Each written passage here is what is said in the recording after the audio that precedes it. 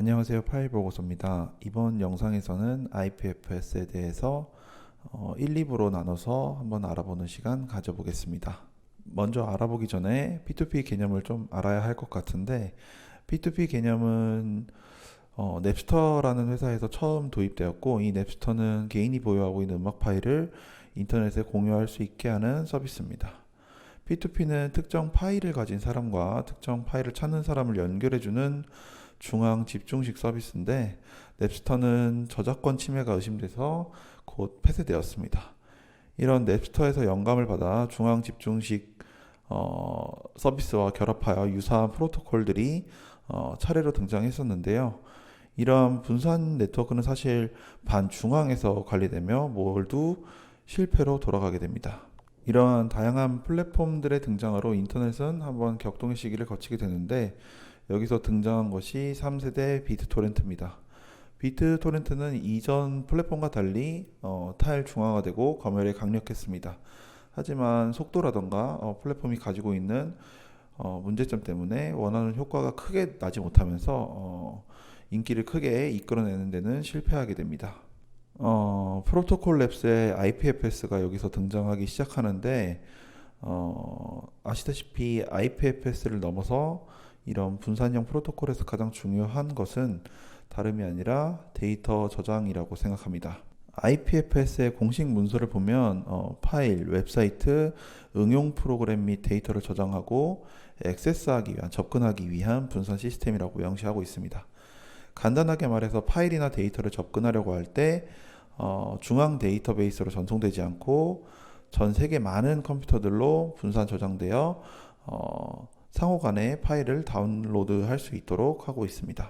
아시다시피 우리는 인터넷이나 웹사이트에서 파일을 다운받거나 할 때 특정 URL을 입력하게 됩니다. 이것은 파일의 주소와 위치인데, 위에서 언급했듯이 IPFS의 데이터는 여러 컴퓨터에 보관되기 때문에 다양한 주소를 가지게 됩니다. 이 때문에 우리는 타일 중앙화 네트워크에서 데이터를 접근할 때 특정 주소를 입력하지 않고 데이터 내용에 직접 접근하게 되는 것입니다. 즉, IPFS는 파일의 위치가 아니라 파일의 내부 내용을 기반으로 하는 것이기 때문에 데이터 저장에서 아주 뛰어난 능력을 가지고 있습니다. 이런 IPFS 파일 코인 외에도 무신뢰 시스템에서 사용자들을 안내하도록 하는 다른 코인들이 있습니다. 이러한 다른 토큰들은 IPFS가 아니라 독점 네트워크 저장을 보통 사용하는데, 그 중에서 우리가 아는 코인으로는 Arweave 스토리지, 시아 코인이 대표적입니다. Arweave 스토리지 시아를 좀 알아보기 전에 파일 코인을 먼저 얘기하겠습니다. 파일 코인에는 IPFS와 관련된 인센티브가 있는데, 이 인센티브 메커니즘이 이더리움과 매우 유사하게 작동하고 있으며, 수익 모델이 상당히 복잡하고 수익의 각각 다른 비율이 소각되고 있는 상황입니다. 또 파일코인은 세 가지 주요 역할로 나눠지게 되는데, 스토리지 마이너, 사용자, 그리고 검색 마이너로 이렇게 나눌 수 있겠습니다. 사용자는 네트워크를 사용하여 데이터를 저장하는 개체이며, 마이너는 사용자의 데이터를 저장하는 것, 그리고 검색 마이너는 이런 스토리지 마이너의 데이터를 제공하는 것을 말한다고 아시면 될 것 같습니다.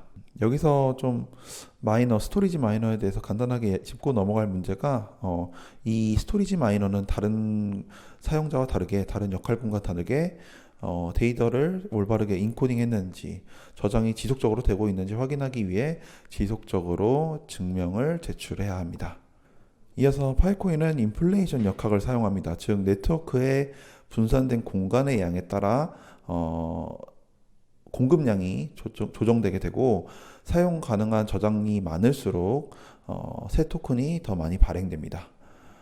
이것은 우리 마이너 분들께서 네트워크를 지속적으로 업그레이드하고 더 많은 가치를 제공할 수 있도록 하는 아주 큰 인센티브라고 생각됩니다. 하지만 네트워크 수요가 점점 증가하게 되면 마이너가 네트워크 저장 공간을 계속 추가하더라도, 물론 보상은 받긴 받지만 토큰의 수요에 따라, 소각된 토큰의 수요에 따라 이 부분이 감소하게 되기 때문에 이 균형은 공급을 제어할 뿐만 아니라 우리 파일코인의 가치가 오를 수 있도록 기본적으로 설계가 되어 있습니다. 파일코인과 비슷한 웹3 저장 메타 코인들을 한번 살펴보겠습니다. 첫 번째 Rweave는 다른 프로토콜과는 조금 다릅니다. 임시 저장소가 아니라 영구 저장소를 제공하는데 보통 사용자로부터 비용을 받는 동안 데이터를 저장하는 다른 프로토콜과 달리 Rweave의 인센티브 모델은 채굴자가 마이너가 가능한 많은 데이터를 저장하고 전체 블록체인과 해당 데이터의 복사본을 계속 유지하면서 영구성으로 데이터를 보장하도록 장려하는 것입니다. 파일코인은 데이터 저장 공간을 대여하는 개념이라면 Rweave는 아예 데이터 저장하는 곳을 구매한다고 생각하시면 아주 쉬울 것 같습니다. 두 번째는 스토리지 코인입니다. 이중화 및 암호화를 기반으로 하는 데이터 저장 네트워크인데 ERC20 기반 코인이지만 블록체인 기술을 사용하지 않습니다. 결과적으로 보면 코인 자체의 가치 능력이 좋지 않음을 의미한다고 볼 수 있겠습니다. 어떤 사용자도 이러한 이유 때문에 토큰을 보유할 만한 충분한 명분이 없고 이는 시장에 코인이 대량으로 유출될 가능성 또한 크기 때문에 코인 가치 폭락에 대한 우려가 있는 코인이라고 말씀드리고 싶습니다. 마지막 세 번째는 시아코인입니다. 시아코인은 분권화에 어떤 중점을 두고 있는 네트워크이고 시아코인은 신기하게도 수요와 공급이 일치하는 시장입니다.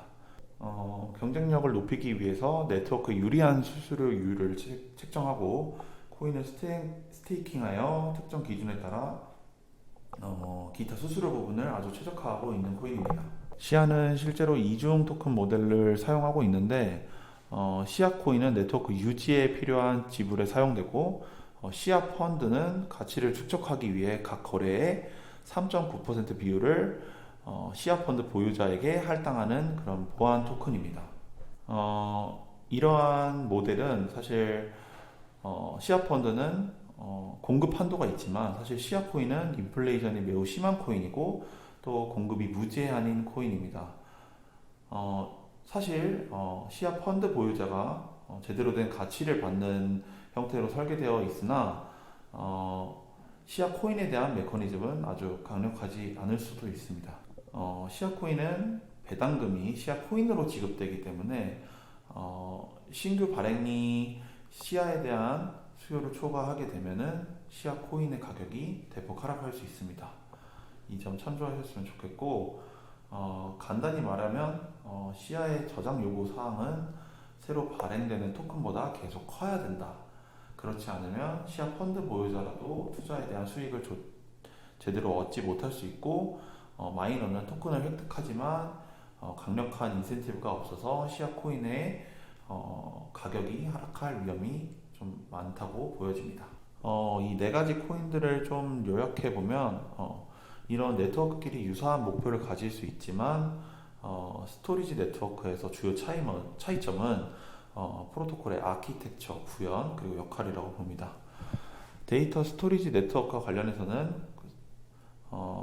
꼭 네트워크의 수요와 공급이 상호작용하는 방식에 중점이 되는 코인에 좀 투자를 하셔야 되고 이 경쟁적인 시장에서 데이터 스토리지 제공업체는 서로 유치하기 위해서 당연히 경쟁을 하게 됩니다. 토큰의 디자인은 네트워크 역할이 완전한지 여부와 이러한 역할을 수행하는 절차가 제대로 작동하고 있는지 이 여부가 아주 결정적입니다. 파일코인, 알리브, 스토리지, 시아는 당연히 서로 다른 방법을 책정하고 있지만 파일코인은 여기 중에서도 가장 성공적인 네트워크 특성을 가지고 있다고 말씀드리고 싶습니다. 파일코인이 가지는 이런 특성들에 대해서 좀 얘기를 해보면 첫 번째로는 가장 강력한 시장 적합성을 가지고 있습니다. 두 번째로는 명확한 억제력이 아닌가 싶습니다. 세 번째는 바로 네트워크가 성장함에 따라서 코인의 가치가 올라갈 것인가 하는 메커니즘이 있고 네 번째는 이런 네트워크 구축 및 배포 이런 기술에 대한 아키텍처가 사용되고 있는 사례가 분명히 존재합니다. 다섯 번째는 이 네트워크를 유지하려면 그만한 생태계가 설계가 되어야 되는데 이번에 런칭되는 FVM처럼 명확한 토큰 경제가 있습니다. 마지막으로는 네트워크에 대한 조정이나 권한부여 생성할 수 있는 이런 상호 견제 역할을 하는 설계가 파일코인에 내장되어 있습니다. 이런 6가지 이유를 들어서 파일코인이 좀 성공적인 네트워크라고 생각하고 오늘 이런 웹3 저장 코인에 대해서 좀 내용을 준비해 봤는데 다음 시간에는 파일코인과 IPFS의 차이점에 대해서 준비를 해보도록 하겠습니다. 도움이 되셨다면 구독과 좋아요, 알림 설정 부탁드리겠습니다.